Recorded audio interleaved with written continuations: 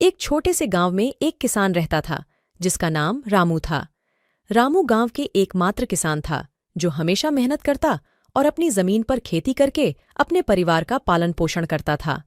वह अपने खेतों में अनाज उत्पादन करके अपनी मेहनत से गरीबी से लड़ता था। एक दिन गांव में एक अमीर सेठ आया। सेठ का नाम राजू था। राजू एक समृद्ध व्यापारी था जिसके पास बहुत सारा धन और संपत्ति थी।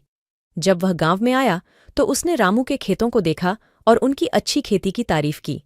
राजू ने रामू से मिलकर उनसे अपने साथ काम करने का प्रस्ताव दिया। वह रामू को अधिक धन और सुविधाओं के साथ अपने साथ काम करने की पेशकश की।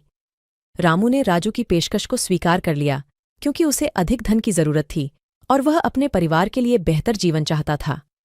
वे दोनों मिलकर काम करने लगे। राजू ने रामू को नए तकनीकी उपायों और अन्य तरीकों के साथ खेती करने की सलाह दी। रामू ने राजू की सलाह को मानकर अपनी खेती में सुधार किया और अधिक उत्पादन किया। समय के साथ रामू ने अपनी खेती में बहुत उत्पादकता बढ़ाई और धन कमाने लगा। उसके परिवार की स्थिति में सुधार हुआ और वह अब अपने सपनों को पूरा करने के लिए अधिक संसाधन उपलब्ध कर सकता था। धीरे धीरे रामू ने अपने सपनों को पूरा किया और अपने परिवार को सुख और समृद्धि में जीने की सूचना दी। वह अब अपने खुद के सपनों को पूरा करने का आनंद लेता था और सेठ राजू की मदद से अपने लक्ष्यों की दिशा में आगे बढ़ता था। इस कहानी से हमें यह सीखने को मिलता है कि मेहनत और सही दिशा सही समय पर मिलने पर किसी भी स्थिति को परिवर्तित किया जा सकता है।